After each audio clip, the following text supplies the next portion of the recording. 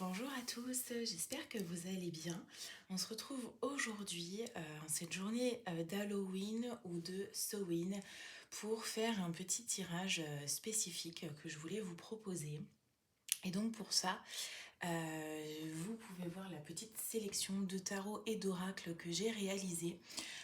Pas vraiment d'originalité, hein, j'ai envie de dire, puisque je vais utiliser l'oracle d'Halloween de Stacy DeMarco pour avoir un petit peu le thème général de ce tirage d'Halloween. Je vais utiliser le Darkwood Tarot de Sacha Graham pour voilà, faire un petit tirage en lien avec les énergies de de la saison sombre et de cette période justement d'Halloween et de Samhain. Donc voilà, on va demander un petit peu comment est-ce qu'on peut se connecter à son intuition. Ça va être aussi un tirage un petit peu orienté shadow work, puisque en cette saison de l'année, généralement, on travaille aussi un petit peu sur sa part d'ombre. Donc voilà, je vais tirer une carte par rapport à ça. Il y aura également justement ce qu'on doit laisser derrière soi, puisque cette période est en lien également avec une forme de transition, de passage. Donc Samhain, c'est le nouvel an sorcier, le nouvel an païen. Donc voilà, qu'est-ce qu'on doit laisser derrière soi pour aller de l'avant. Et ensuite, justement, en parlant d'aller de l'avant, quel est l'aspect en ce moment dans notre vie sur lequel on doit plutôt se concentrer, plutôt se focuser. Je vais utiliser l'oracle des sorcières. C'est un oracle qui vient tout juste de sortir. Je vous ferai une petite présentation sur ma chaîne un petit peu plus tard. Mais voilà, pour avoir justement, cet oracle a été construit pour avoir des guidances et de poser des questions par rapport au chemin à suivre, son chemin de vie, voilà, avoir des guidances. Donc on va demander justement une petite carte à cet oracle pour savoir un petit peu vers quel chemin s'orienter, comment est-ce va pouvoir être guidé pour la saison à venir. Et enfin, je vais utiliser le Samhain Oracle, donc dans la collection des Seasons of the Witch. Il est sorti en français il y a peu de temps, moi j'ai la version anglophone, mais justement pour demander à nos ancêtres une guidance, un conseil, puisque cette période de l'année, Halloween et Samhain, on honore également nos chers disparus, nos ancêtres, les morts, et on va leur demander un conseil à travers cet oracle qui, je trouve, est très très connecté justement à ces énergies-là. Donc c'est parti, je mets tout en place et on se retrouve dans quelques instants. Et c'est parti, on se retrouve du coup avec le fameux oracle d'Halloween de Stacy DeMarco. Et donc on va commencer par tirer une première carte et demander un petit peu quelle est la thématique générale, l'ambiance générale en cette saison d'Halloween. Et on va voir un petit peu ce qui ressort. Pour les oracles, j'ai gardé les guidebooks à portée de main de façon à ce que l'on puisse avoir une interprétation au plus juste.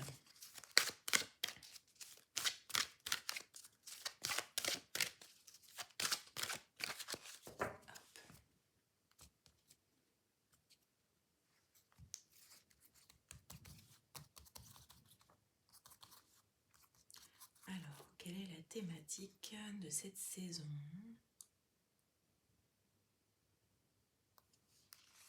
Hop. Alors,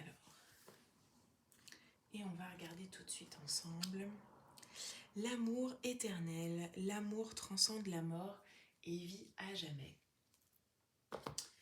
C'est plutôt un beau message. Donc là, je vais attraper mon petit guidebook et regarder un petit peu le message. Alors là, je viens d'attraper donc le guidebook. Alors il y a un petit message poétique complémentaire. Lorsque nos corps nous délaissent et que nos âmes tendent à s'élever, nos biens s'évanouissent, seul est resté un amour entrelacé. Et en fait, le guidebook explique que nous sommes tous le produit de millénaires d'amour. Les parents, des parents, de nos parents, nos ancêtres par le sang et les alliances ont tous été créés d'une certaine façon par l'ADN qui serpente dans notre corps. En un mot, l'amour nourrit parle pas seulement d'amour entre deux êtres, donc comme un mari et une femme, mais on parle également de l'amour filial, l'amour de nos ancêtres, de nos parents, de nos grands-parents, et que nous sommes également nourris en fait de tout cet amour qui du coup est éternel et se transmet de génération en génération. Et donc effectivement cette carte nous rappelle que si jamais, si jamais c'est cette carte-là que l'on tire, c'est pour nous rappeler que malgré la mort, malgré la disparition de nos êtres chers, il ne faut pas oublier que l'amour subsiste, laisse son propre héritage et que on doit en être conscient tous les jours. C'est le genre d'amour qui est partagé par les membres d'une même famille, des amis, des amants. On est effectivement séparés par la mort physique, mais cet amour éternel transcende la mort, et c'est vraiment ce qui nous est dit. Donc une carte en lien avec les énergies de la saison, comme je le disais, le fait de devoir honorer ses ancêtres, ne pas oublier que l'amour est toujours là. Si vous traversez un deuil difficile actuellement, eh bien cette carte est là aussi pour rappeler que l'amour de nos êtres chers, de nos disparus, subsiste toujours et transcende la mort et vit à jamais, comme c'est indiqué ici. Ensuite, je vais prendre mon Darkwood Tarot et donc on va faire un petit... Alors je vais mettre la carte un petit peu comme ça contre ma bougie pour avoir un petit peu plus de place. Pour faire un petit tirage, comme je vous disais, orienté un petit peu shadow work. Parce que on rentre dans la saison sombre, on est également dans la saison du scorpion, donc on est beaucoup plus lié à nos émotions, à notre intuition, et c'est le moment aussi de se tourner un petit peu vers soi, s'enfoncer dans les profondeurs obscures, comme on pourrait dire, et aller creuser un petit peu dans notre part d'ombre pour voir d'où est-ce qu'on pourrait tirer la lumière. J'ai la carte du diable qui a sauté. Donc, première carte que je vais tirer, c'est justement par rapport à cette période de transition, qu'est-ce que je dois laisser derrière moi en fait. Voilà. Qu'est-ce qu'on doit laisser derrière soi pour aller de l'avant un petit peu dans les mois qui viennent. J'ai une carte qui s'est retournée, je ne sais pas comment.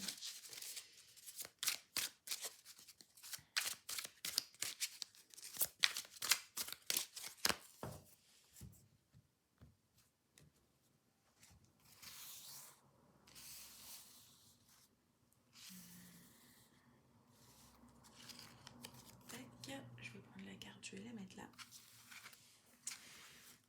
Je vais rebattre à nouveau mon jeu et donc là, je vais plutôt demander au tarot quelle est la part d'ombre à laquelle je vais devoir me confronter ou quelle est la part d'ombre sur laquelle je vais devoir travailler justement un petit peu durant les mois qui viennent, durant cette saison sombre.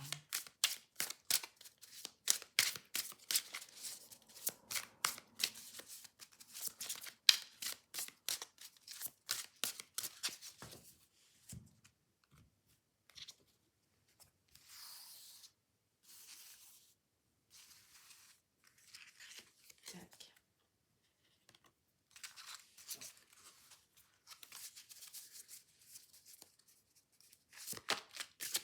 Et enfin, je vais terminer par une dernière carte et demander au tarot comment est-ce que je peux concrètement me connecter à mon intuition, comment améliorer la connexion que j'ai à mon intuition pour justement me permettre également d'effectuer ce shadow work, d'avoir la force, on va dire, de pouvoir laisser aller les choses que je dois laisser aller.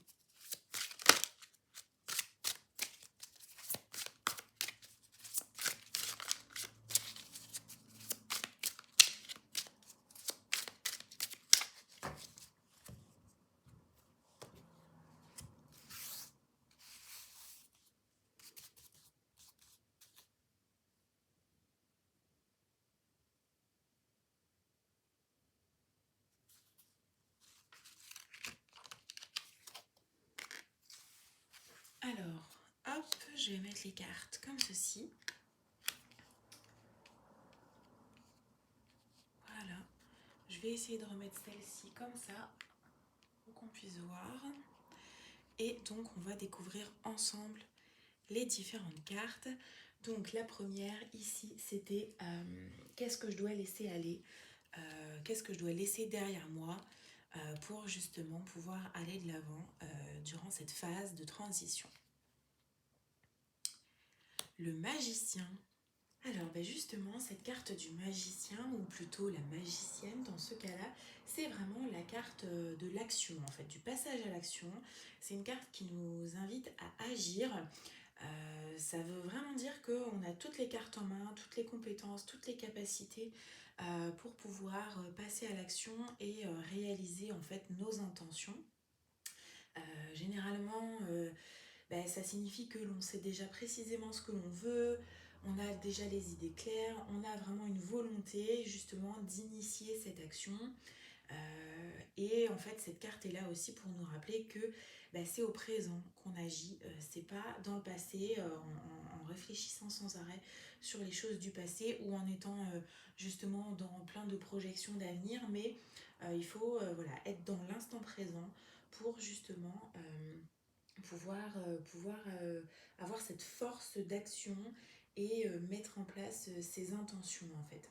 Donc c'est vraiment cette carte qui nous invite à réaliser son plein potentiel. Donc si jamais là ces derniers temps, ces derniers mois, vous aviez des idées de projets, des choses en tête, des envies de renouveau, des projets, des choses qui étaient à l'état de réflexion, de planification. Vraiment cette carte nous dit en fait là c'est le moment de laisser les grands concepts derrière soi et de prendre les choses en main et d'agir. Vous avez normalement les compétences, le talent ou la dextérité nécessaire. Ça nous invite vraiment à la confiance en soi pour justement se mettre en avant cette création, cette énergie créatrice et vraiment cette action. Voilà, donc c'est vraiment ça. L'idée, c'est finalement d'arrêter de tergiverser et d'y aller, de foncer. Maintenant, cette carte, lorsqu'elle est un petit peu en ombre, il y a parfois peut-être aussi des besoins, un petit côté un peu contrôle fric. Voilà, je veux tout contrôler. Il peut y avoir des interférences ou des choses comme ça. Donc voilà, petit point de vigilance aussi par rapport à ce petit côté-là. Il faut se mettre en avant et renforcer son sentiment de valeur, mais ne pas... ne pas interférer non plus avec les autres ou déborder, je dirais, sur les autres autour de soi. Ensuite, donc la seconde question, c'était par rapport au shadow work, quelle est la part d'ombre à laquelle je dois me confronter. Donc on a le 10 d'épée qui est sorti.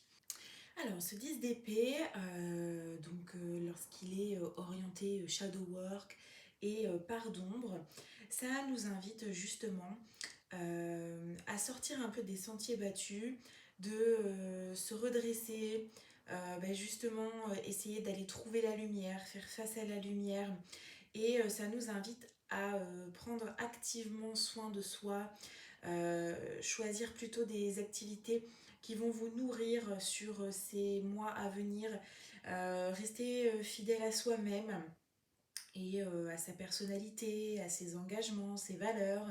Ça indique qu'il va y avoir des opportunités qui vont vous attendre et que pour une fois, c'est vous qui allez prendre les choses en main, c'est vous qui allez avoir le contrôle. Et il y a également ce 10 d'épée invite aussi quelque part à dédramatiser en disant c'est bon, il n'y a pas mort d'homme, il faut arrêter de tout prendre de façon tragique, tout prendre au pied de la lettre et que voilà, les choses ne sont pas forcément aussi graves que ça. Donc ça invite à relativiser et justement pour les mois à venir, se focuser un petit peu sur soi et son bien-être. Puisque voilà, il n'y a pas que le bien-être physique, il y a également le bien-être psychologique. Avec la suite des épées, on est dans tout ce qui concerne le mental, l'intellect, la communication. Donc c'est aussi faire des choses qui vont nourrir votre esprit et vous faire du bien psychologiquement. Et donc enfin, la dernière carte, c'était justement comment se connecter à son intuition durant cette saison sombre, pour pouvoir travailler un petit peu tout ça, donc mettre un petit peu en action les conseils qu'on a déjà eus avec ces deux premières cartes. Et donc, c'est la Reine de Coupe qui est sortie, très belle carte, la Reine de Coupe.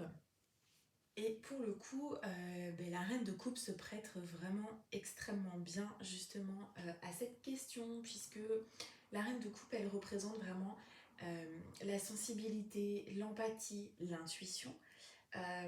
C'est être capable de juger, d'analyser ce qui nous entoure par rapport à ce que l'on ressent. C'est justement la représentation du fait d'être extrêmement connecté à ses émotions. Donc être connecté à ses émotions, c'est les écouter, les comprendre et s'en servir justement, les mettre au service de la prise des bonnes décisions. Donc ça veut dire aussi bien se connaître, euh, savoir ce que l'on a d'unique, qu'est-ce que l'on peut apporter aux êtres qui nous entourent. C'est voilà, avoir une forme de conscience émotionnelle, d'intelligence émotionnelle et d'aller creuser un petit peu tout ça. Donc comment se connecter à son intuition? Pour moi là c'est vraiment une invitation au travail sur l'intelligence émotionnelle. Vous pourrez faire voilà, vos propres recherches dans ce domaine-là. Et voilà, ne pas oublier d'agir en pleine conscience, avec amour, avec bienveillance. C'est vraiment ça, faire preuve d'empathie et de sensibilité. C'est vraiment ça, cette Reine de Coupe. C'est vraiment le fait d'être tourné et d'aller vers les autres.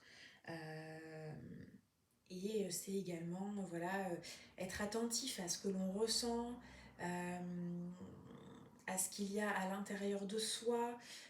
Vous pouvez également vous renseigner ou vous tourner vers toutes les techniques intuitives qui peuvent exister et qui pourront aider justement à aller vous connecter à votre intuition. Mais en tout cas, cette carte de Reine de Coupe est vraiment de très bon augure.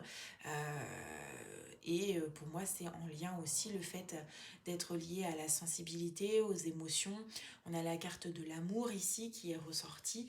Donc, il y a faire appel aussi à cet amour, ne pas oublier que on doit se laisser porter, se laisser envahir par l'amour de soi, l'amour des siens.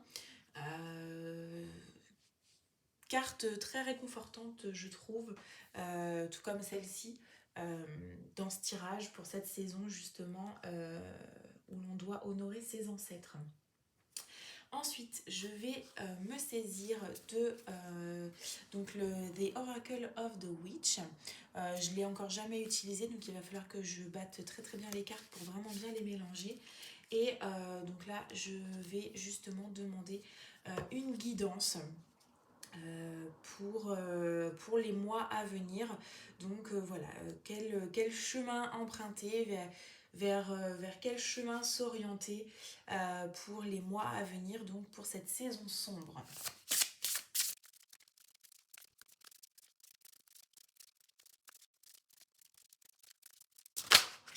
Oh, j'ai une carte qui a sauté. Alors, j'en ai même deux. Alors du coup, si on regarde bien, on a la première qui concerne les charmes, donc ça nous parle d'enchantement. Et la seconde, ça nous parle de chasse aux sorcières et de persécution. Donc on va aller regarder le guidebook. Alors concrètement, cette première carte, ce qu'elle nous dit, c'est que votre charme personnel et votre pouvoir intérieur sont magnétiques en ce moment et sont nécessaires justement euh, pour vous projeter de façon efficace tout en vous focusant justement sur vos intentions. Donc, quelque part, prendre confiance en soi, parce que ça parle voilà, de pouvoir intérieur, de charme personnel.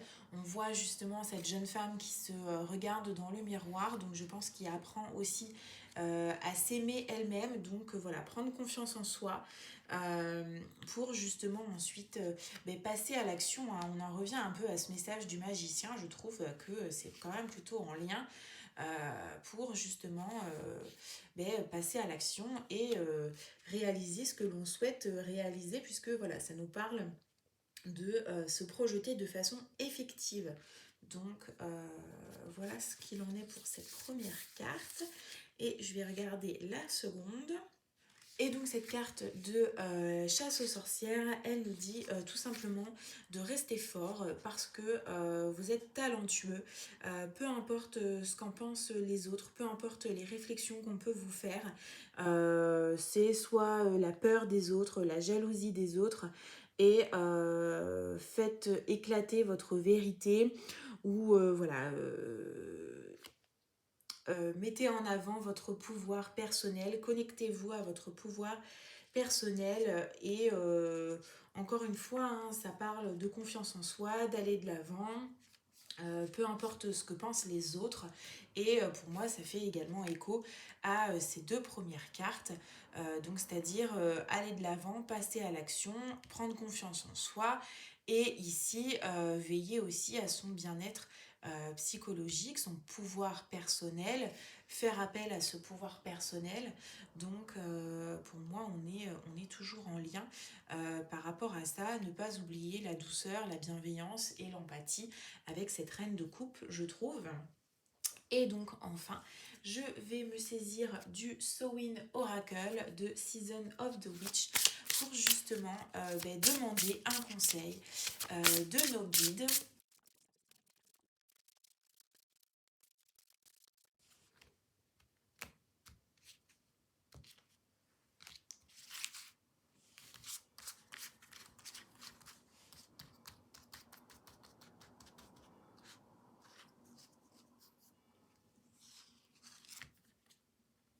Alors, j'ai tiré cette carte-là à l'envers, donc normalement quand elle se présente à l'endroit, c'est la carte comme ça, donc qui nous parle de protection.